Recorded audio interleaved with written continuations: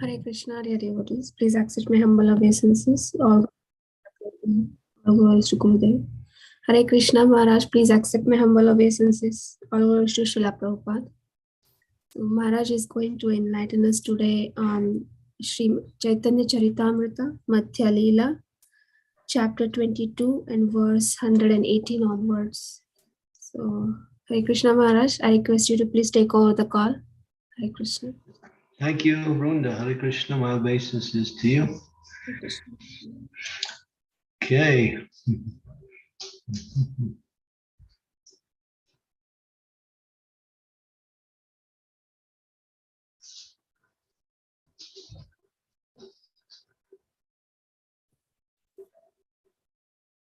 Mataji, screen sharing. Okay, 118.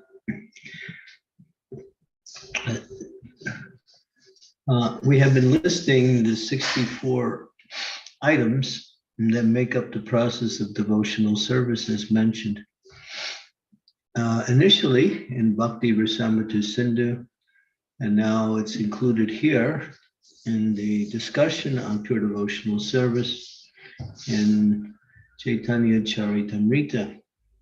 So this is a continuation for those who are just joining us.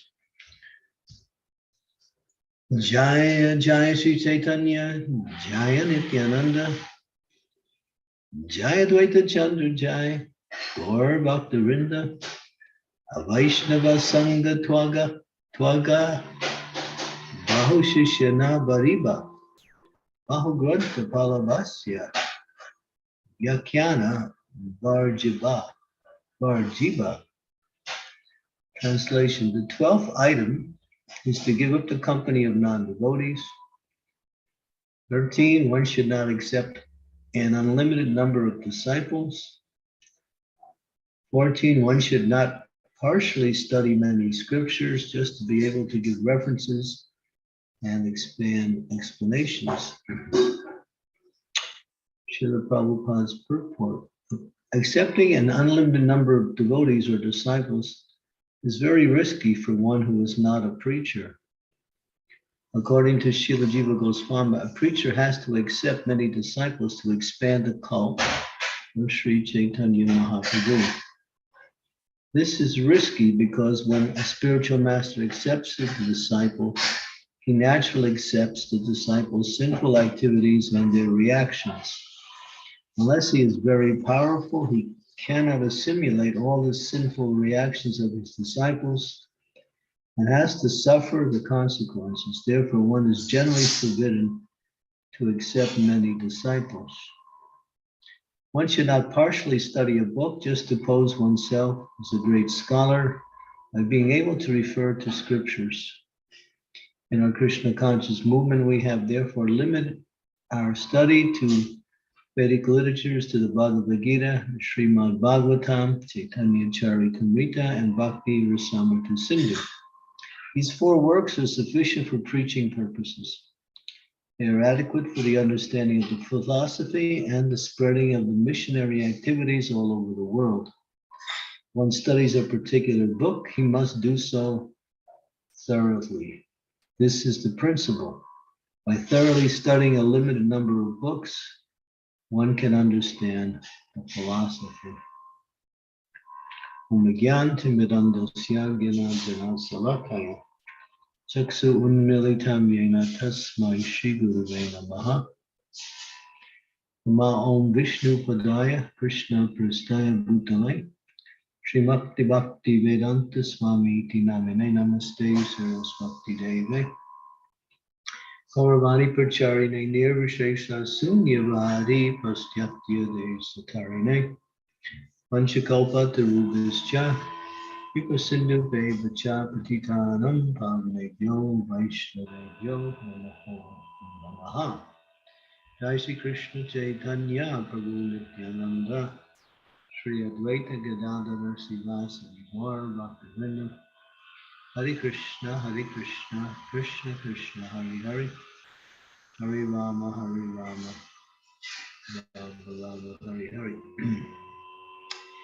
So for one who is a preacher, spiritual master, they have to accept followers, as Prabhupada mentions, to expand the cult of Sri Chaitanya Mahaprabhu. But then he gives some cautionary statements. This is risky because accepting a disciple means to accept the reactions of their sinful activities. Why is it like that? Why do the spiritual teachers have to accept reactions of the sinful activities? Because the disciples will not be able to practice Krishna consciousness if they're still dealing with the reactions of their sinful activities. It will become too difficult or even impossible for them. Therefore, in order to make it more natural and easier for them to understand, both understand and practice the process of Krishna consciousness, Krishna agrees to manifest himself in the form of the mercy incarnation of the Lord, known as the spiritual master, to accept disciples and the reactions of their sinful activities. Well, that is fine. But here it says if one accepts too many disciples, then what will happen, that burden of sinful activities may cause the spiritual master to go down, depending on his spiritual power. We have in our movement devotees who have accepted very many disciples, and some up to 40,000, others 20,000, others between 10 and 20,000. That's a lot. And this statement or this injunction is found both in the Nectar of Devotion and in the Srimad Bhagavatam. And it's also mentioned by Sri Chaitanya Mahaprabhu. Therefore, in order to continue to show mercy to the conditioned souls by giving them a chance to engage in devotional service accordingly, we try to create or qualify more persons to become spiritual masters. It's the idea, as Prabhupada said, some of you who are now disciples will soon become spiritual masters. So you should also think in terms of that. Maybe someday I can also come to the platform of qualifying myself to become a spiritual master and assist in spreading Krishna consciousness, because this is required. But generally, for a person, especially for those who are not spiritually strong, it causes reactions. But then the reactions are in the form of that the spiritual master generally gets sick. That's generally, and if he takes on too much, he may also fall from his position as a spiritual master. Prabhupada makes two statements, one in the 8th canto and one in the 9th canto, in regards to this. That he says sometimes when a spiritual master takes on too many sinful disciples, then he has to see bad dreams, because karma comes out in the form of dreams also, or is relieved in the form of dreams also. Dreams are one way of going through your karma, but without going through it on the physical level, you go through it out on the subtle level in the form of dreams. That's true with each and every one of us. But Prabhupada said if there's too many sinful disciples, then bad dreams will have to be seen by them. He writes that, and I believe in the 8th canto. In the 9th canto, he cautions the devotees to follow the instructions of the spiritual master and not to place a burden upon the spiritual master by not following. And Prabhupada many times, not just a few times, encourages disciples to follow their initiation vows, chant 16 rounds, and follow 4 regulative principles. In my understanding of these two categories, it's interesting because Prabhupada says if the disciple fails to chant his 16 rounds, and he has promised to do that, or she has promised, the disciple will suffer, breaking their vows. The spiritual master doesn't suffer in terms of physical reactions for that one, but he suffers because he wants to elevate his disciples and they don't follow. And so, therefore, an initiation, one who makes a promise must keep that promise as their life principle and should not find reasons not to follow it, or if reasons appear and it seems to be more convenient not to follow, one should stick to very strictly their initiation vows. But then Prabhupada says, but if a disciple breaks the four regulative principles, then both the disciple and the spiritual master have to get a reaction for that. So even the spiritual master will get a reaction if the disciple does not follow. Therefore, because those four things are sinful activities, and with disciples committing sinful activities, after accepting a spiritual master, the spiritual master has to get a reaction for that. So therefore, it's understood that one should be very serious when one takes the vow of chanting 16 rounds. And because Maya is always there, and Maya will create situations that you can't see at the time of initiation that will come up later, and one will start to starting to rationalize why I shouldn't follow my initiation vows, or why I shouldn't chant 16 rounds. Maya is very good at creating situations to cause doubt and cause us to think in different ways. But if we stay strong by associating with devotees who are fixed in Krishna consciousness, this is the key. If you have good association, then you can maintain your. But if you go away from the association of devotees or don't take sufficient amount of association, you also may find yourself weakened in your spiritual practice. And that association is fundamental for keeping our spiritual enthusiasm alive.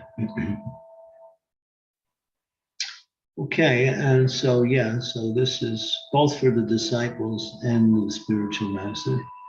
And the second one is that one should not simply try to present himself as a learned scholar by reading all kinds of books and getting ideas from that, and then incorporating that in the way they preach. Prabhupada said these four books are sufficient. Sometimes we read other great scriptures, such as Brihad Bhagavatamrita, or what other scripture is very powerful. Well, that's all I can think of is Brihad Bhagavatamrita. Aside from these four main ones, like that, Brihad Bhagavatamrita is mostly Leela, and mixed in with Tattva also. But these four books, Srimad Bhagavatam, so he probably said, if you're going to study thoroughly, you must study these books thoroughly. Because simply by having a working knowledge of these books, you can understand everything clearly and how to counteract any opposing principles or philosophies that may appear. If you study Bhagavad Gita, Srimad Bhagavatam, Chaitanya Charitamrita, and Nectar of Devotion, these four books are sufficient for preaching purposes and for the knowledge we need in order to engage in devotional service. Everything is there. And we should understand, and this is very important, that these scriptures are dynamic, they're not static. Static means you reach a certain level of understanding and you can't not go any further. In other words, there's no more knowledge to know. But these scriptures are unlimitedly full of transcendental knowledge. So the more you study, the more is revealed through the process of study and, of course, application. So there's no limit to the knowledge that you're getting, even though you might think in terms of, well, I read it already, I have an idea, but there's always more. That's the nature of spiritual philosophy. It is unlimitedly deep and broad. One cannot exhaust.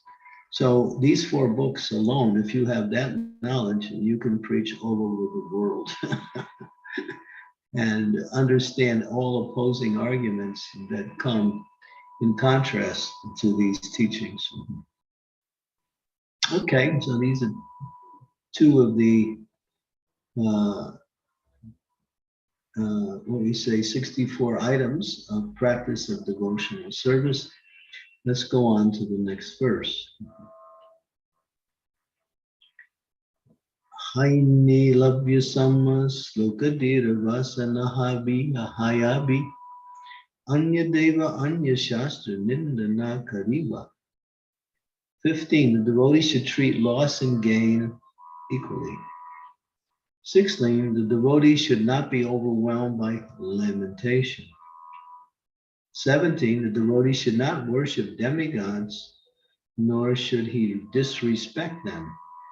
Similarly, the devotee should not study or criticize other scriptures. So here we have 3 items with a little extension on the last one. Treating loss and gain the same. Happiness and distress, honor and dishonor, heat and cold, loss and gain are dualities that make up material energy. So the nature of material energy is duality. So something comes, something goes. Something is one-sided, and there's an opposite side to that. So if we treat loss and gain in the way it comes, and then we are on the platform of rajas. In other words, we are in the mode of passion. So loss and gain have nothing to do with devotional service because you can't lose anything, nor can you gain anything materially. Everything devotional service means to satisfy Krishna by executing devotional service. So this principle is called dhira. Dhira, as it says here, shoka adhira. That means one who becomes overwhelmed by loss and gain, and therefore they lament. And 16 is a broader point, but it refers to number 15 also. The devotee should not be overwhelmed by lamentation. Oh, I lost this. Well, you're going to lose everything at the time of death. So don't, if you can practice loss and gain right now, you practice loss and gain right now, at the time of death, it'll be easier to leave your body because you're going to lose everything at the time of death, at least materially, including the body itself. So a devotee, see, well, of course, they try to protect everything as the property of the Lord that is meant to be used to the Lord. And so they act like they are attached to items, but they use it in devotional service. They take care of it so it doesn't get lost. But if something comes or something goes, it's like sometimes for some reason or other, you gain something and then somehow or other it's lost again.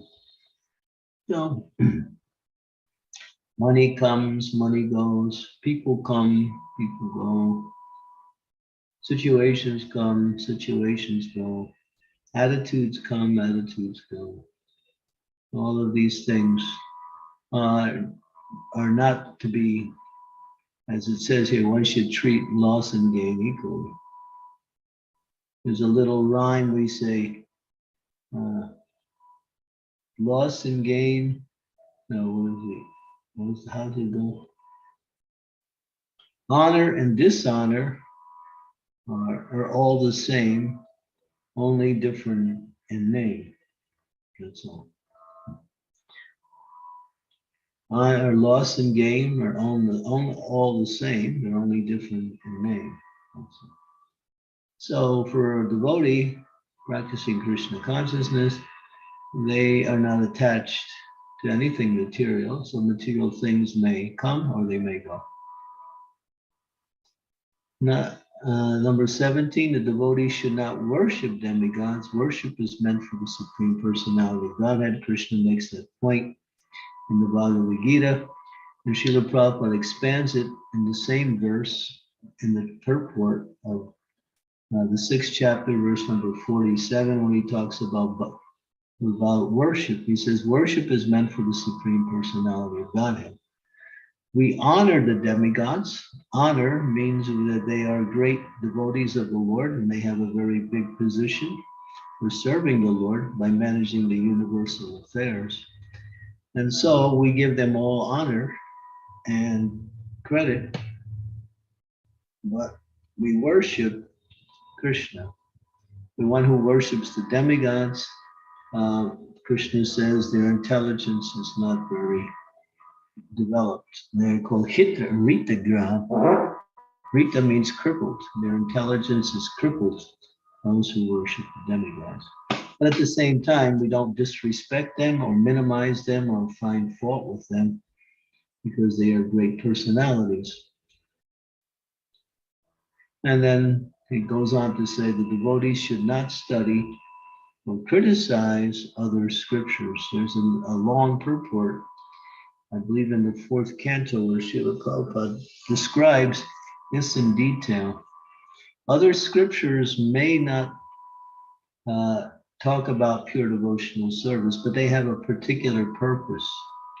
They have a purpose to elevate a person to a certain level of spiritual practice, although it may not be the highest. For instance, we have the example of Lord Shiva. Lord Shiva, many of his followers are ghosts, hobgoblins, and people who are on the deep modes of ignorance. So he takes these compassionate role of elevating these persons by getting them to worship him. They can't worship Krishna, they're just not qualified, nor can they understand it. But they worship Shiva, and they make some advancement because Shiva is the devotee of Krishna. So in the same way, scriptures are aligned according to the consciousness of the different people in the different modes of material nature. So there's scriptures for people in the modes of ignorance, scriptures for people in the modes of passion, scriptures for people in the modes of goodness, and then there's transcendental scriptures, which is the bhakti scriptures. So therefore, one should not find fault with these other scriptures, although they do not teach higher principles. We recognize them for what they are, but at the same time, we don't criticize them. Okay, because criticizing other person's scriptures means that one's minds will become disturbed. Prabhupada writes about that in the 4th canto. By criticizing the scriptures of other religious traditions, the mind becomes disturbed. And when the mind is disturbed, it's impossible to practice bhakti effectively and correctly even. Okay, so these are some of the, we can go on to the next one. Maybe we can add a few more. And this is a long list and we want to Here we'll take number 18. Vishnu Vaishnava Ninda Gramya Vartana Suniba Pranimata Mano Vakya Udvega Nadiba. 18. The devotee should not hear Lord Vishnu or his devotees blaspheme. 19. The devotee should avoid reading or hearing newspapers or mundane books that contain stories of love affairs between men and women or subjects palatable to the senses. 20. Neither by mind nor word should the devotee cause anxiety to all living entities, regardless of how insignificant he may be. So I'll briefly comment on these. If one hears the Lord or his devotees being blasphemed, one must immediately leave.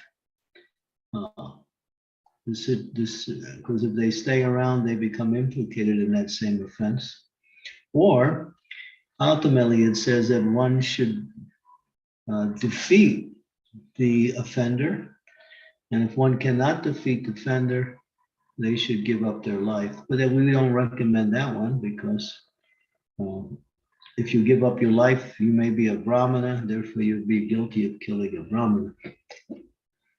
But the best way is to either defeat the offender or to immediately go away.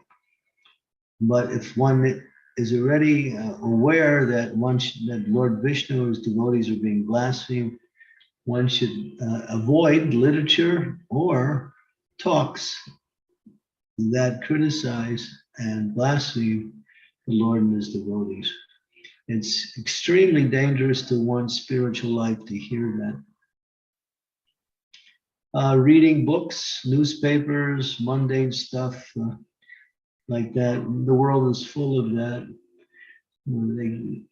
They commit so many offenses by cutting down trees and sending these trees to paper mills and to create paper to write about, sex literature and various other things, which are just polluting the minds of the conditioned souls even more. They seem to be exciting or interesting, but they cause one to fall down into the lower modes of material nature. So one should avoid that strictly. Therefore, better to read Srimad Bhagavatam, Bhagavad Gita, Nectar Devotion, books, Chaitanya Charitamrita, or hear the topics of the glories of the Lord spoken by the devotees.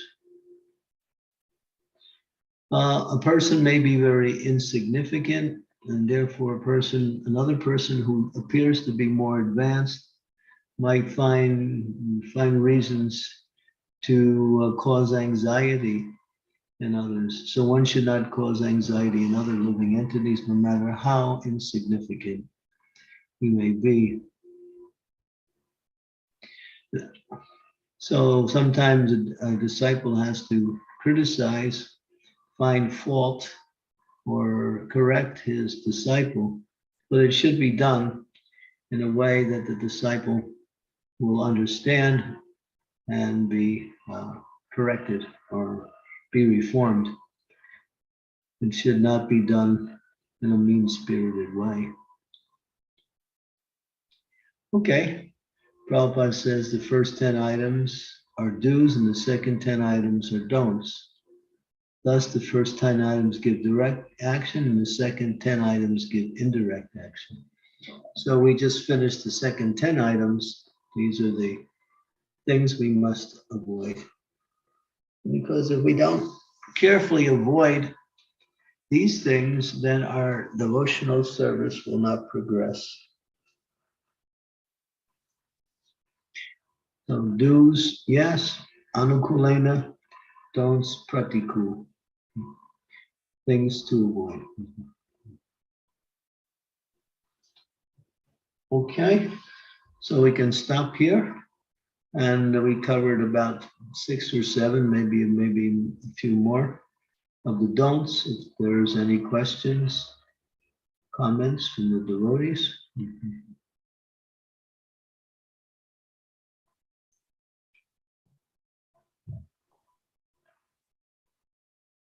Hare Krishna Maharaj. Thank you so much for explaining about these items. I request devotees, if there are any questions, comments, realizations, please go ahead.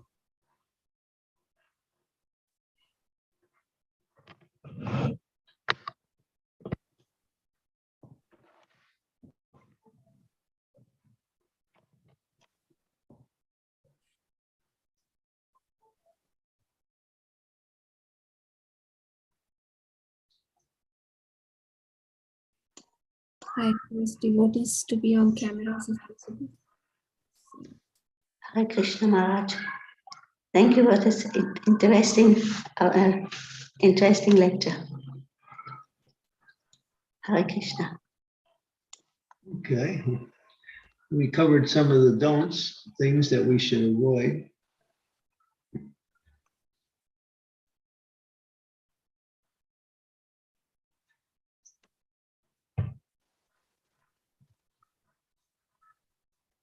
Namrata. Hare Krishna Maharaj, this is humble obeisances. Lord is to Srila Prabhupada. Maharaj, my question is not exactly related, but maybe indirectly related. So, is it fine if I ask? Yes, yes.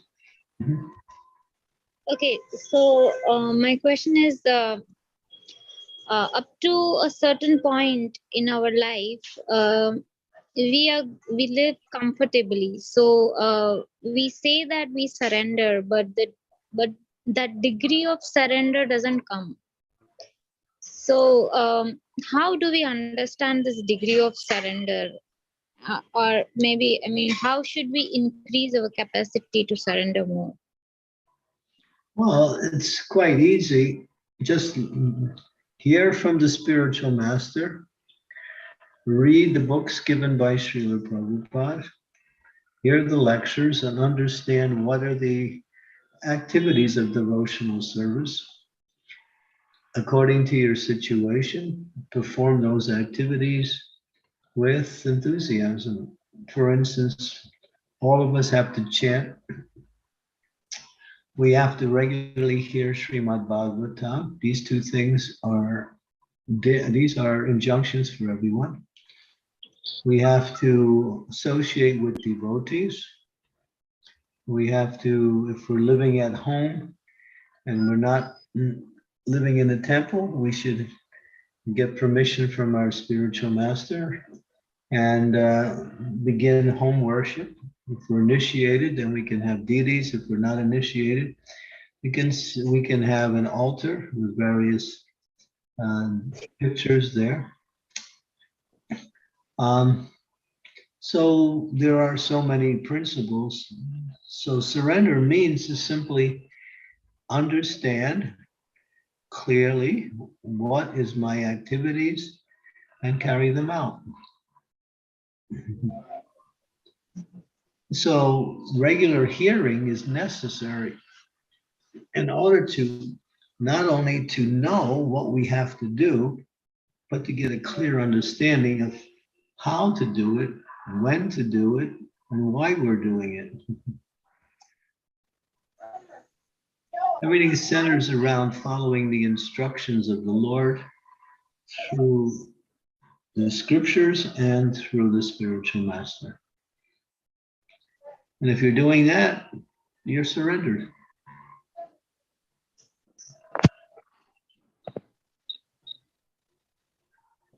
Okay.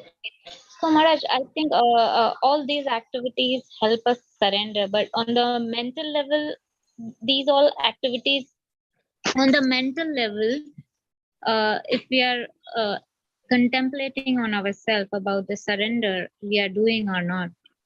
So all these activities subtly help us. Or do we have to still contemplate that we are surrendering or not? Surrender is a constant practice. It's not something you just do and then you're surrendered, you're not surrendered. No, it's an ongoing consciousness of adhering to and carrying out the instructions of the spiritual master constantly.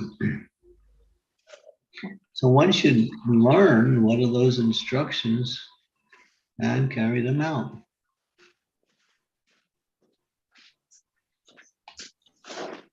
One should inquire from the spiritual master, how can I serve? If we don't have any service, or not doing any service, then we're in the process of learning and not executing. So we have to execute the activities of devotional service by taking up practical service. Everyone should serve.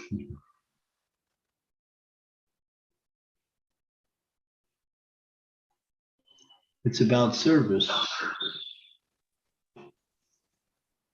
Serving Krishna. We've been serving the material energy. We serve our families, friends, society, country. We serve the, cats and dogs. We serve so many living entities. What about serving Krishna? So it's about service. Do something, and that way you can offer your devotion to Krishna through the activity of service. That's all. The service is a means for offering your devotion to Krishna. If you don't do any service, how are you going to offer your devotion to Krishna?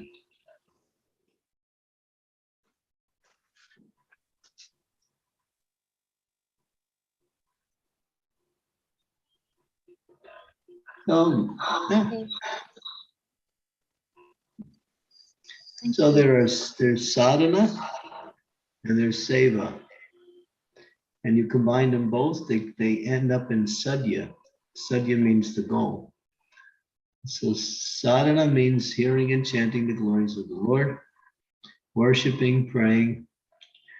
And seva means carrying out activities on a daily basis. Cook for Krishna, take care of Krishna's children, do something for Krishna.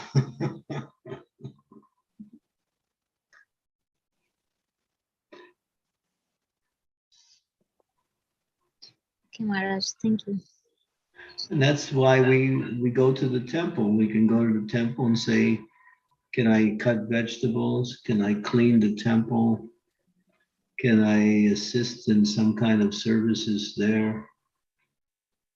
Or maybe I can go and learn more about devotional service and then become expert at doing particular service. The temple facilitates our service.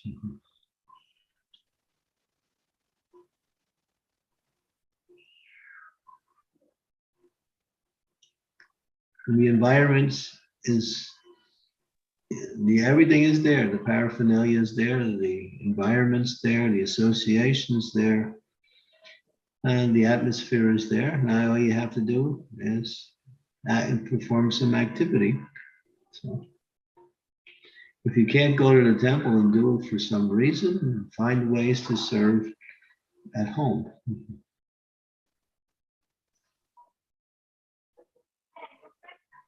But there's no excuse why we shouldn't go to the temple and do some service.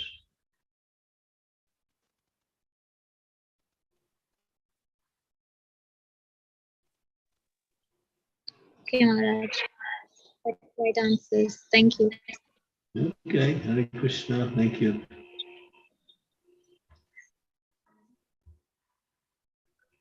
Thank you, Namrata.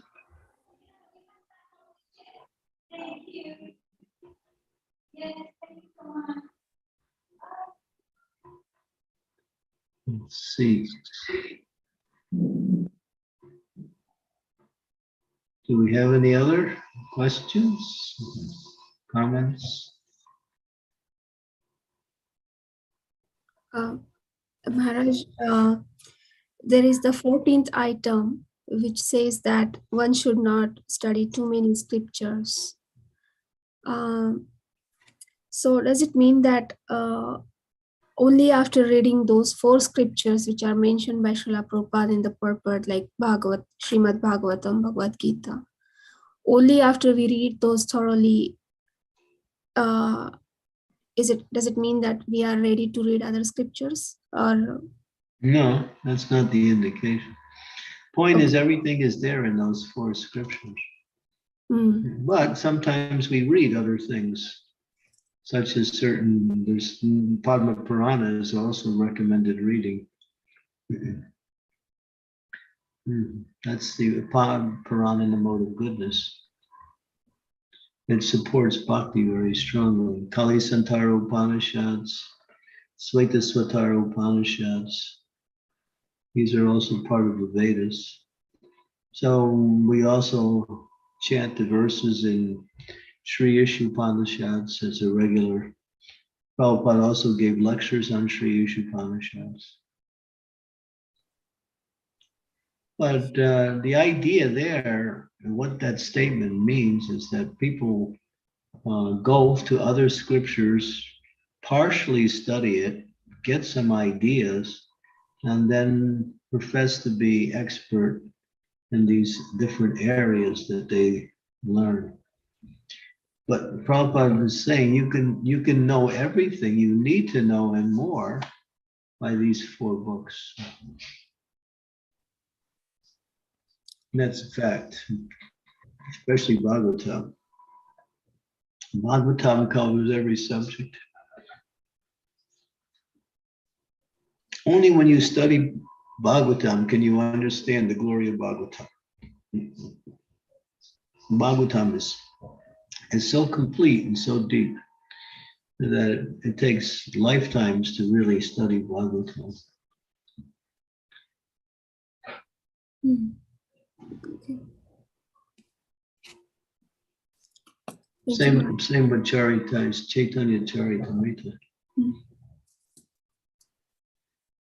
So there are people who like to dabble into other areas just to get some knowledge so they can present that knowledge as being very learned. They have so much learning because they can quote this scripture, they can quote that scripture. Sometimes I'll quote the Christian scriptures in order to support a principle that I'm speaking about in relationship to a subject matter. Like this morning, I gave a class and the principle of faith came up. So I quoted some statements from Christianity that gave a nice definition of faith, which was to support the discussion that we were involved with. But it's not that I go to these scriptures and study these things and look for things. If you hear something, and maybe it's sometimes said by other. But Prabhupada really was very chaste. He would only speak about scriptures from the Vedic culture.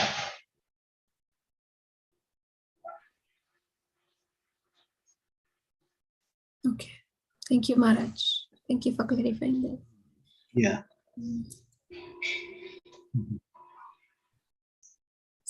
Anyone else has any question? Or Sridevi Mataji, please go ahead. Thank you, Madhya. Please accept my humble obeisances, dear Guru Maharaj. All glories to Srila Prabhupada. All glories to you, Guru Maharaj. And thank you for delineating all these important do's and don'ts in our devotional life so that we can make nice progress. I have a question regarding surrender and dependence on Krishna. It's somewhat maybe based on what Namrata said about depending on Krishna, surrendering to Krishna. It seems to me that dependence on Krishna can start bordering on, okay, I'm not going to do anything and Krishna is going to do everything for me. And then we try to make Krishna our order supplier rather than accept him as the order giver. So how we can understand this principle properly so that we are doing things in the right way for Krishna.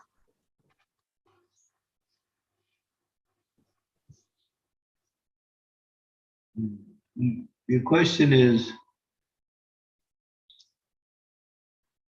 well, you know, Krishna told Arjuna, you have to fight. But your fighting is not the cause of victory. But still, you have to fight. It's not like Krishna said, well, you sleep on the chariot and I'll fight. He didn't say that. He said, no, fight for the sake of fighting, not considering happiness and distress, honor, dishonor, victory, defeat. Fight for me. So serve to please Krishna, to engage in devotional service.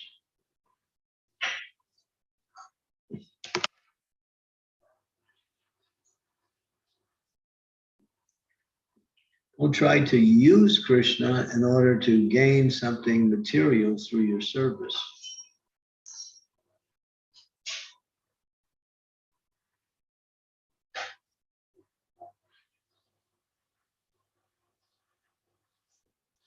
Yes, Guru Maharaj. I think that constant striving to see what does Krishna want and how best to carry it out is a meditation. And then It's easy. All you have to do is ask, what does Krishna want? And then you get the answer.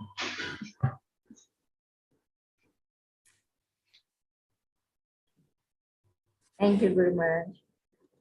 The devotional service is quite simple, but we can really complicate it simply by thinking in a materialistic way. Yes, Srimati. Hare Krishna. Hare Krishna, Guru Maharaj. Please accept my humble obeisances. All goes to Srila Prabhupada. All goes to your holiness.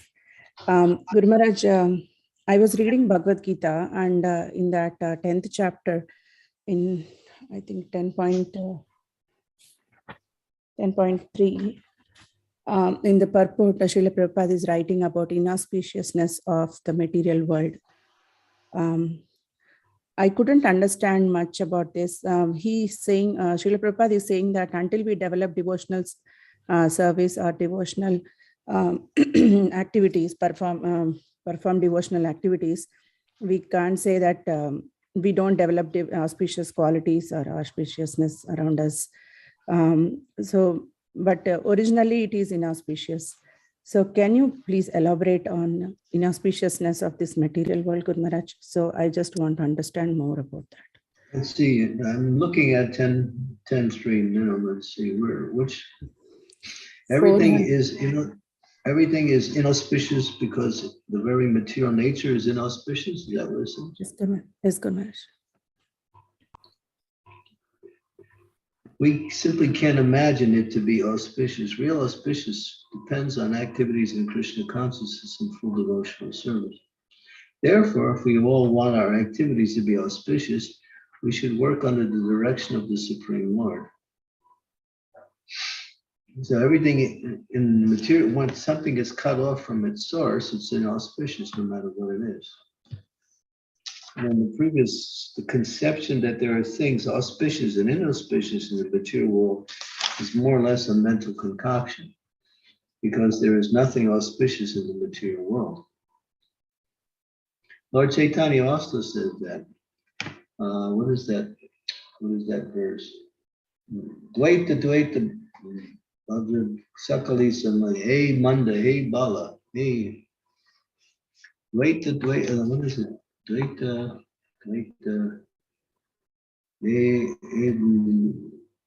people, Lord Chaitanya says, some people say this is auspicious, or last time, some people say this is good, and other people say this is bad. But as far as I'm concerned, this is all mental speculation because everything in the material world is bad. So that's Chaitanya Mahaprabhu's statement. And this is here, it's also confirmed by Srila Prabhupada. So there's nothing good in the material world. But if you take something from the material world and use it in devotional service, it takes on a whole different quality. Then it becomes auspicious because it's connected with the source. If I take something that belongs to you and I use it for my own selfish interest, then how is that good? I'm a thief. So everything belongs to Krishna. So if I take something that belongs to Krishna and I want to gain it from it by using it for my own selfish interest, my own material gain, that is considered to be inauspicious. And it's also another form of thievery. And so everything belongs to the Lord. When we use everything, when we use whatever Krishna gives us in the service of the Lord, everything becomes auspicious, everything becomes transcendental. It's the difference between a hand that's connected to the body and a hand that is cut off from the body. Both are hands, but one is useless and the other one has great use. So everything in this material world, if it's not used for Krishna, it leads you away from Krishna. There's the inauspiciousness. No matter how good it may look from a material point of view. Devotees get hung up on, oh, this is so good. What's good about it? Because it's simply, good and bad have no meaning in relationship to the spiritual realm, because everything is either transcendental and that makes it good, or it's material and that makes it bad. The big materialists who have everything, they're all going to hell. They're on their way to hell. Therefore, everything they have big families, a lot of money, a lot of influence, but no worship of the Lord, therefore they go to hell. You take a crown and you put it on a man who's drowning, he goes down faster.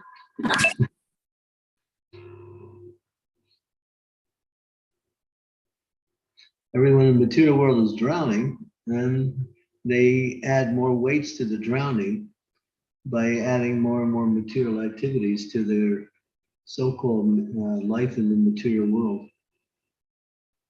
Therefore, everything is inauspicious. It becomes auspicious when you use it in Krishna's service.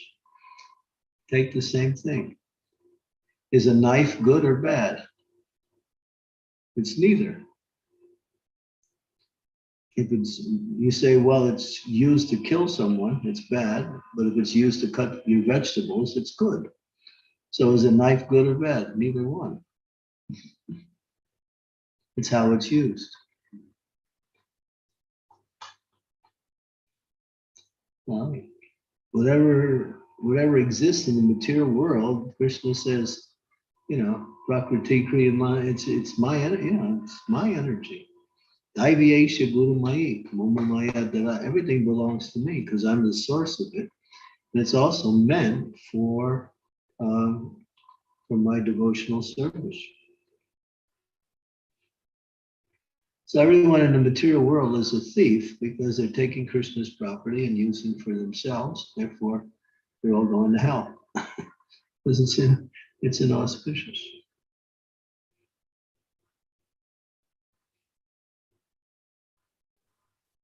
Yes, Guru Maharaj. Thank you so much. Yeah. I know people don't want to think that these sweeping definitions seem to be too much for people, but when you understand the difference between what is proper and what is improper, then you can understand clearly. Mm. Everything belongs to Krishna. Everything is created by Krishna. We get to use things, that's all. Mm. Nothing belongs to us. And so if we use things in the right way, that means to use it in his service, then we become glorious, we become elevated, we become happy. If we use it for our selfish interest, then we go down. Yes, Guru Maharaj. Thank you so much. The selfish person can never be happy because he's selfish. Yeah. Yeah. But we make a lot of plans. Like I see a lot of people around, they make a lot of plans doing auspicious. This is auspicious. That is auspicious. This is a particular auspicious day. We have to do this work on this particular day. Like that, we always look at the calendar and we decide some dates and we do some things. So try to connect it with Krishna, that's all. Yeah. Connect the activity, connect the results of the activity in devotional service, whether it's maintaining family or performing occupation. Connected to Krishna. Prabhupada was on a morning walk, and there was one big industrialist on a morning walk with Prabhupada. So he was a gentleman, he was a very nice man. This was in India. And Prabhupada said to him, oh, what is your occupation? He said, I'm a glass maker, I make glass. And Prabhupada said, well, and what is glass made from? Well, it's made from sand or silicon. So, so you're taking what Krishna is giving you and you're making glass. Therefore, you're a thief, Prabhupada called him. Because the silicon comes from Krishna. So, but the man said, well, Swamiji, I give a donation. And Prabhupada said, well, then you're only a little thief, but you're still a thief.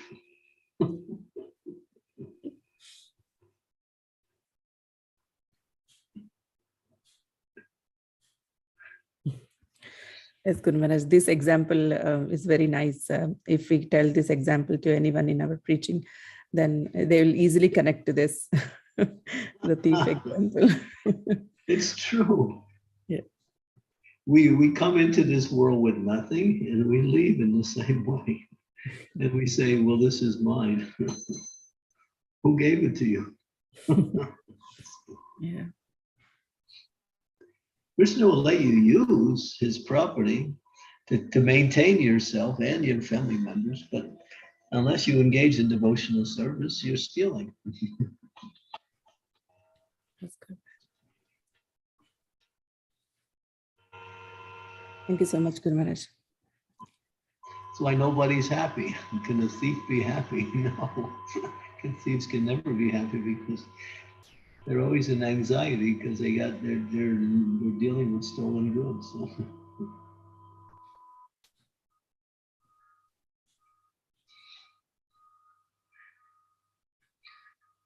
When we understand everything belongs to Krishna, everything is created by Krishna, and our connection is with Krishna. And once we make that connection, we can be happy. And we can also have many things too. But we know it's not ours, it's just Krishna's gifts, so we can live nicely in this material world, and we engage in devotional service.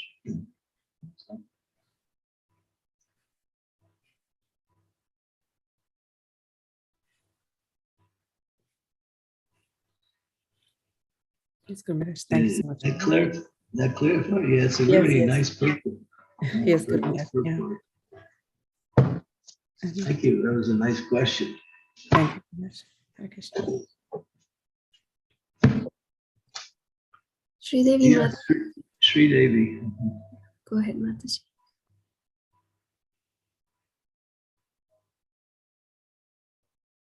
You're on mute again. Mute. Oh, Guru Maharaj, sorry about that. I just want to get a little more clarification on just what Srimati asked.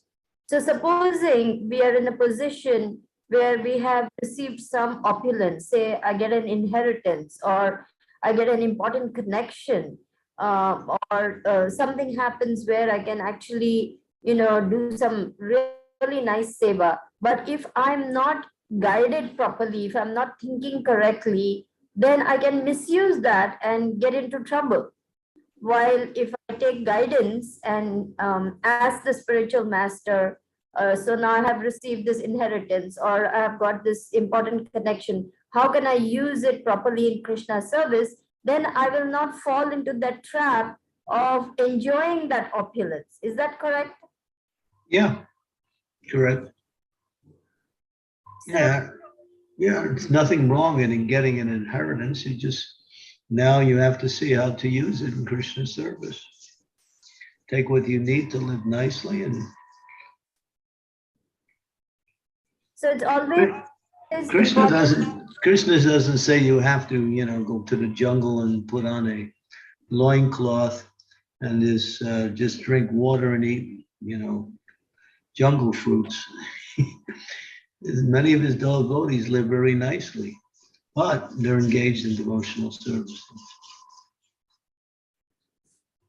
So in such situations, it's always important to seek guidance of the guru, so we know we are on the right track and not veering off somewhere, right?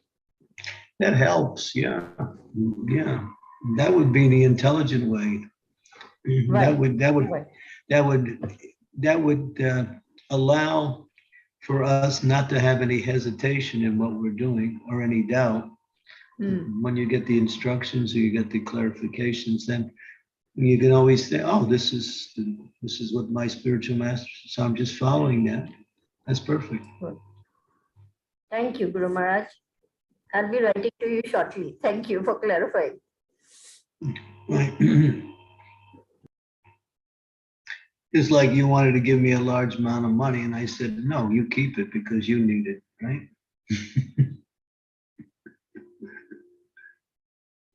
Right? I didn't need it, but you did. So I'm just using that as an example. You asked me, can I give you this money? And I said, no, you keep it. Because I could see if you gave it to me, then you would be begging. So I didn't want you to turn into a beggar.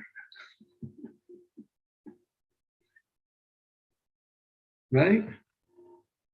Yes, Guru Maharaj, that is true. But I was thinking of that principle in the Shastras, which says everything that you have belongs to the spiritual master and should be offered to him. And then, that's Yeah, you did the right thing by offering it. But if he says you use it in this way, then that's the instruction. right. Right. Yeah, you That's offer it. That's right. right. Okay. Yeah. Thank you. Yeah, you Thank acted you. properly. You acted perfectly in that situation. Okay. I had another situation. I won't mention any names. One disciple wanted to give up everything, so they gave me all their money, and then after that, they needed money. So I couldn't give the money back that person gave me because they wouldn't take it. So I had to use trickery in order for that person to get money and make sure they couldn't understand it was coming from me. That's what happened. So I didn't want you to be the second one in line like that. So, yeah, that actually happened. I won't mention the person's name. But, they were very renounced and they were sincere. But then when it came to their situation afterwards, they needed money. And so I worked through other means to make sure they got money. Because they needed it in order to live. They didn't even have enough just to live on. Yes, Guru Maharaj, these things are so, like confusing, and they can really bog us down in difficulties and problems. I can see that all too clearly about how the material energy can just befuddle us and bewilder us and have us tied up in knots and really, take us off track so quickly that very soon we have lost our peace of mind, our ability to think. I mean, everything gets lost without proper guidance and without proper instructions. So I'm very thankful that, crazy as I am, you're so kindly giving me shelter and giving me directions. I'm so thankful for that. You're crazy in a good way. Anyway.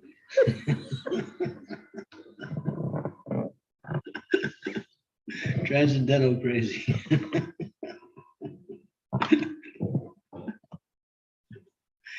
Well, yeah, you're right, because the material energy is very, what's the word, is tricky or subtle. You might say subtle. You can't even see how Maya is actually redirecting you in another way.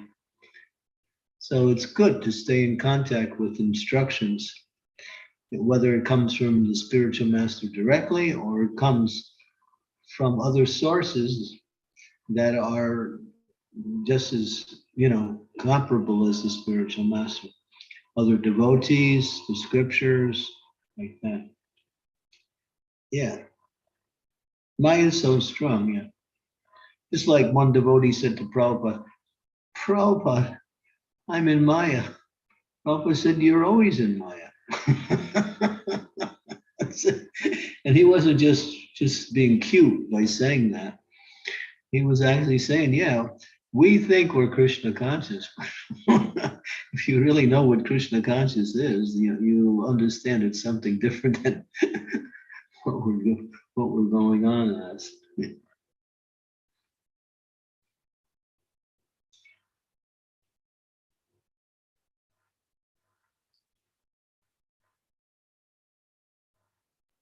Yes, Guru Maharaj, I can now see very clearly, there's no room for see, there's no room for thinking, oh, I'm fine. Maya can catch you in an instant and very quickly you're off track. It's really very dangerous for us to even think like that. Keep good Just association. If you always go associate with devotees, then that right. will help you to stay on track. Yes, Guru Maharaj. Thank you so much. Hare Krishna.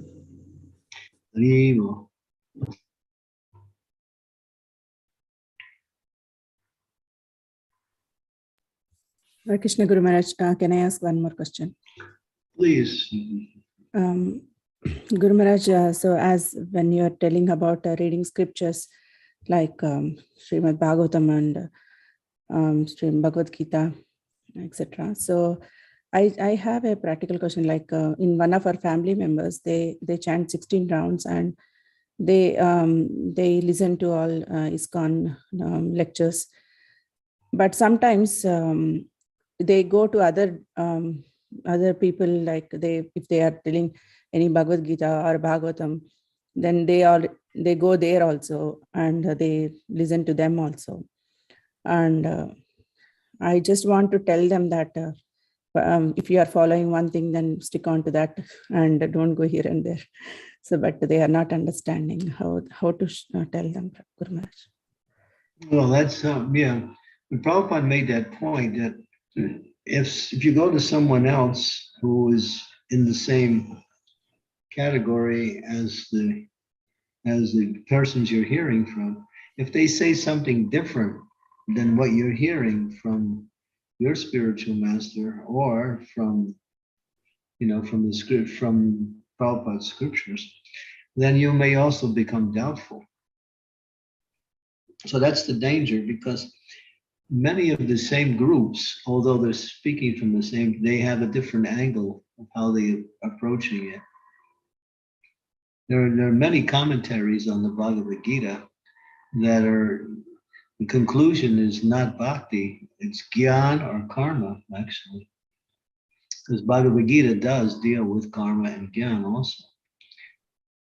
But Krishna sums everything up at the end. And it says, Bhakti mama vijananti yavanyastat vitatpataha. Only by devotional service can I be known, not by karma, not by gyan. And so hearing from others, especially when it comes to the Gita, there are so many so-called authorities on the Gita, and you'll get various types of interpretations. And that will confuse you.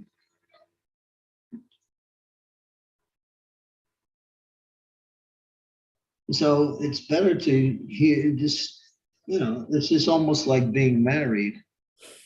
When you're married, you stick to one partner and you don't go around and say, well, I can learn a bunch of things about married life from someone else who's married.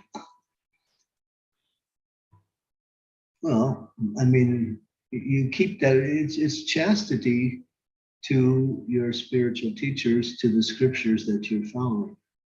The chastity is a high principle of devotion. But what it is, it's called wanderlust. Wanderlust, Prabhupada called it wanderlust. Wandering here and there just to collect more and more ideas.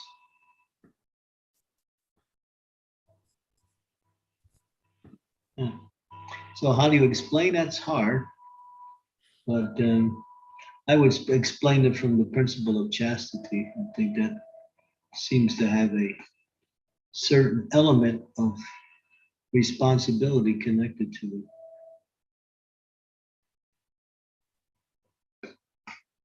Yes, Guru Maharaj. Yeah, definitely I'll try. Thank you, Guru Maharaj. Yeah. Thank you. Okay, so Linda, how are we doing?